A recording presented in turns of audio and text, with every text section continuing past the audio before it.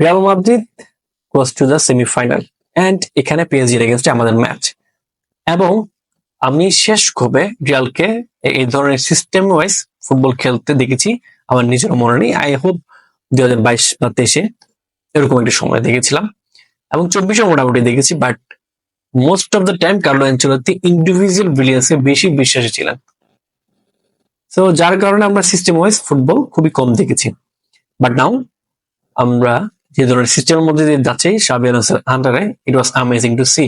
Because first হাফে আপনি যদি খেয়াল করেন দেখবেন ফার্স্ট হাফে প্রত্যেকটা প্লেয়ারই অসাধারণ ফুটবল খেলছিল। আমরা বেশিরভাগ সময়ে অপোনেন্টদের হাফে ছিলাম, অপোনেন্টদের আমরা মাঠে আমরা কিন্তু আমাদের ফুটবলটা খেলেছি। পাসেস বলেন, আপনার প্রোগ্রেসিভ অ্যাওয়ারনেস বলেন, অর্থাৎ প্রেসিং, কাউন্টার প্রেসিং সবকিছুতে আমরা 10 on 10 ছিলাম, পারফেক্ট। স্পেশালি ফান গার্সিয়া শাবি আলোনসোর আন্ডারে যে ধরনের পারফরমেন্স দিচ্ছেন আমরা কিন্তু দেখেছিলাম সিজন শুরুর আগে, অর্থাৎ এখন তো সিজন শুরু হয়নি, বাট কিছুদিন আগেও আমরা দেখেছিলাম আলভারো ক্যারেরাসকে নিয়ে একটি স্ট্রং রিউমার্স আমরা দেখতে বিট করেছে, তারা মানছিল না এই ধরনের। But now who needs Alvaro Carreras when you have fun Garcia? Yes, fun Garcia এই ধরনের পারফরমেন্স যা করেছেন স্টিল নাও তিনি দিচ্ছেন। আমি লাস্ট ভিডিওতে বলছি তিনি কিন্তু অসাধারণ পারফরমেন্স করে যাচ্ছেন শাবির আন্ডারে। তিনি আমাকে মার্সেলোর কথা মনে করে দিচ্ছিল। মার্সেলো যে ধরনের অফেন্সিভলি কিছু জিনিস দেখাতো যা কিনা আমরা সবাই দেখতে অভ্যস্ত ছিলাম। যদি আপনি 17-18 সিজনের খেলা দেখে থাকেন তাহলে অবশ্যই আপনি আমার সাথে একমত থাকবেন। তো এই ধরনের কিছুটা মুভমেন্ট আমরা দেখেছি আপনার ফান গার্সিয়ার এই যে পিক টাইমের বলেন, পিক টাইম বলতে পারেন, এই যে তার পারফরমেন্স দিয়ে। এন্ড এর চেয়ে বেশি স্পেশাল লাগছে হচ্ছে গঞ্জালো গার্সিয়া যে ধরনের গোল করে যাচ্ছেন এবং যে ধরনের পারফরমেন্স করছেন সেটা হচ্ছে কিলিয়ান এমবাপ্পেকে বেঞ্চ করার মতো পারফরমেন্স বলতে পারেন। বাট আপনি একবার নাও হতে পারেন। যে জায়গায় গঞ্জালো গার্সিয়া পারফরমেন্স দিয়ে যাচ্ছে সেখানে কিলিয়ান এমবাপ্পে মাঠে নাও আসলে পারতেছে। সো সেকেন্ড হাফে কিন্তু কিলিয়ান এমবাপ্পে আসেন এন্ড ফার্স্ট হাফে রিয়াল মাদ্রিদ 2 গোল লিড নেই এবং অনেক ভালো ফুটবল খেলে 10 on 10 চোয়ামেনি থেকে শুরু করে সবাই কিন্তু ভালো ছিল।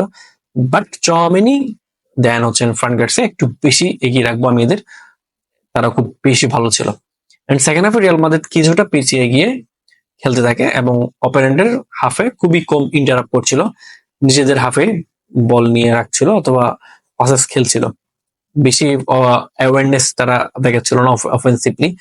তো যে কারণে রিয়াল মাদ্রিদ কিছুটা পিছিয়ে থাকে এবং সেখানে তার ফায়দা নিতে আসে ব্রুসিয়া ডর্টমুন্ড। একের পর এক প্রেস করতে থাকে, দেন অ্যাটাক করতে থাকে, বাট কোনোভাবে রিয়াল মাদ্রিদকে ব্রেক করতে পারছিল না। বাট 90 মিনিটসের পরে গিয়ে সেখানে আমি বলবো ডিফেন্সিভ কিছু ইরোরের কারণে রুডিগার একটি সহজ ক্লিয়ারেন্স করতে গিয়ে সেখানে ভুল করে বসেন এবং সেখান থেকে ব্রুসিয়া ডর্টমুন্ড 1-0 করে এগিয়ে যায় একদম 90 মিনিটসের পরে গিয়ে ইনজুরি টাইমে। এবং সেখানে আবার আর কিছুক্ষণ পরে কিলিয়ান এমবাপ্পে একটি অসাধারণ গোল করেন। ইট ওয়াজ অ্যামেজিং ওভারহেড কিক এবং সেখানে 3-1 গোলে ম্যাচটি আমরা লিডে নিয়ে নিই। এন্ড দেন লিড নেওয়ার পরে যেটা ঘটে ইট ওয়াজ আনএক্সপেক্টেড এবং ডিসগাস্টিং ফর আস।